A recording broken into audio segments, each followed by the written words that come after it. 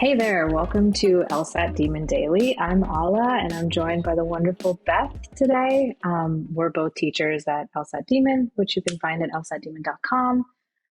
So looks like we've got an email here from an anonymous listener. We love our listeners. So it says, "Hey Demon team, can you please create a podcast on how to focus on the LSAT while in a long-term relationship and whether staying single to better focus on the LSAT is recommended? I would especially love to see Ala, Chris, and Beth's point of view. Chris is not here with us, but we carry him in our hearts as we do this podcast."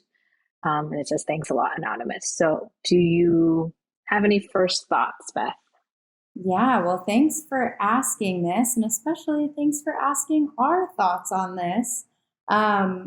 Definitely happy to try and help out to answer this question. I don't want to read too much into maybe what this question is asking, but I think like my gut reaction to this is the collective we studied for the LSAT as well, and now Alla and I are both in law school.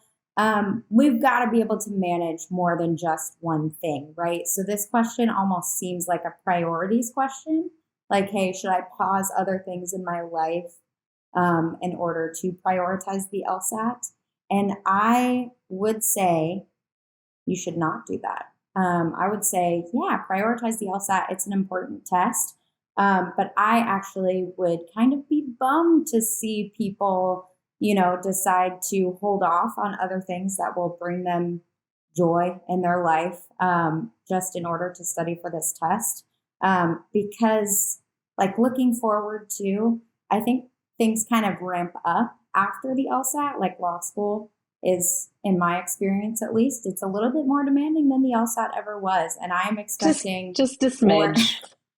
just a little bit. And I'm expecting the same to be true of a legal career, right? So I would say do not hold off on things that are good in your life. What do you think about that? I totally love that you said priorities because that I think is ultimately what this question is getting at. And and I think it comes from a good place. I think the student is asking us essentially like, do I have to pay this price in order to do well on the LSAT, right? And I don't think it has to be an either or mutually exclusive type of scenario at all. In fact, I would rather think about it as stuff that like nourishes you, stuff that gives you juice to go further versus stuff that doesn't. And I think it's interesting that we're talking about this in the context of relationships, but I don't think this has to be like romantic relationships at all. I think this can just be like relationships in general.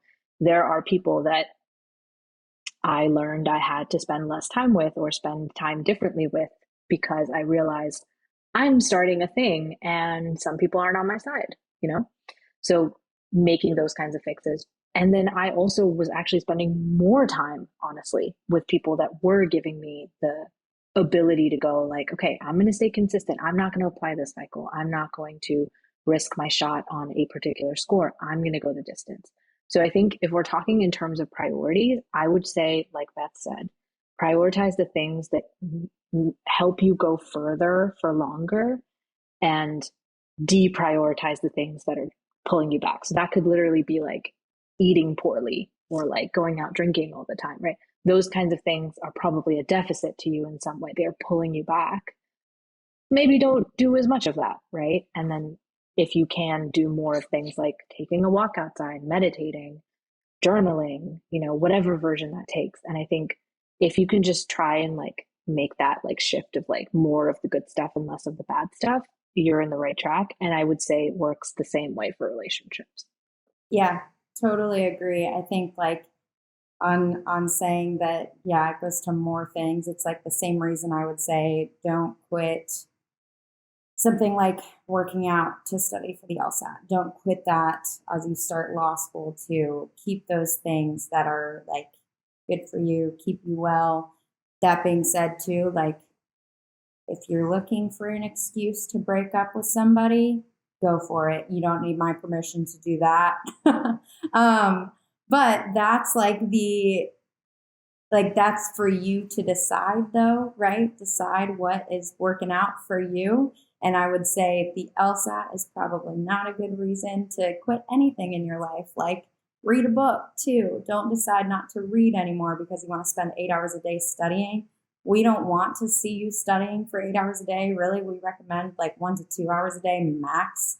Like don't quit your job to study for the LSAT. I actually think you're better off continuing to work and actually keeping your mind doing other things, maybe making money still before law school, and really just putting that quality hour or two a day towards the LSAT.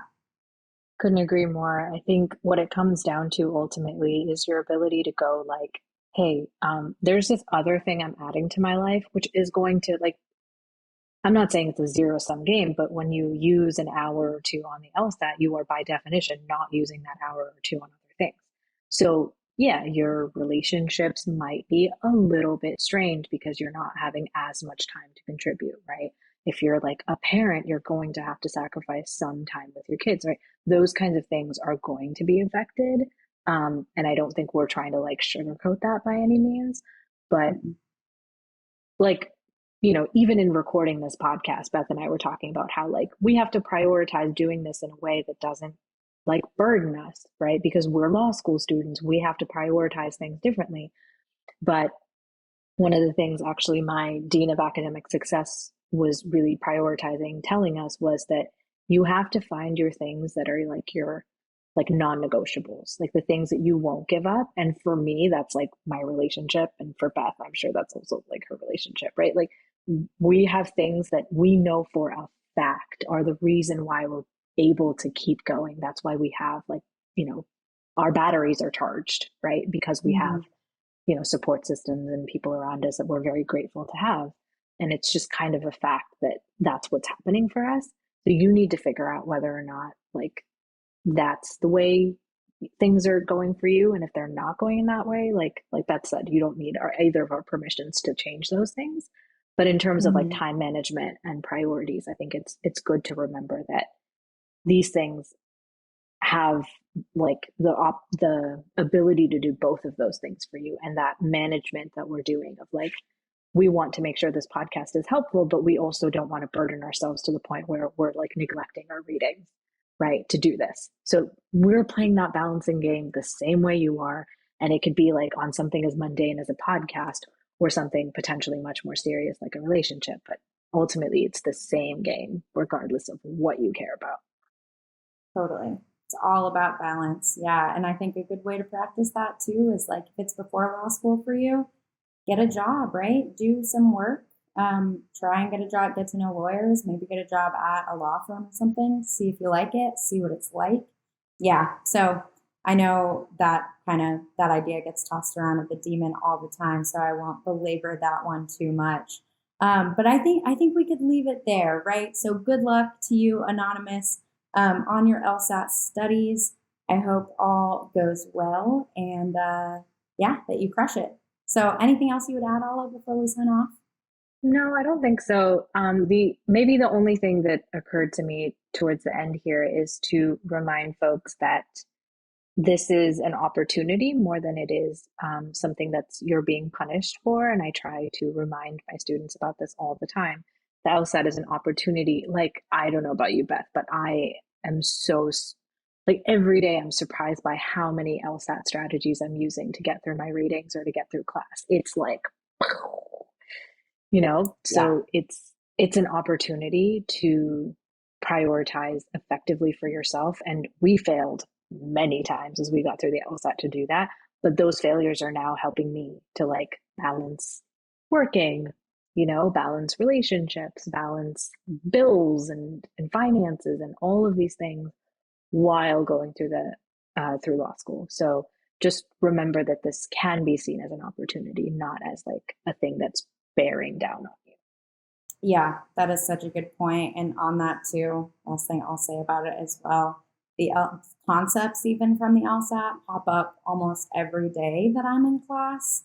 All the time. So I am just starting to piece together why the law school admission test is the law school admission test. It's not something you just finish up and you can forget all of those concepts forever. It is extremely useful to learn the LSAT and then apply it later. So yeah.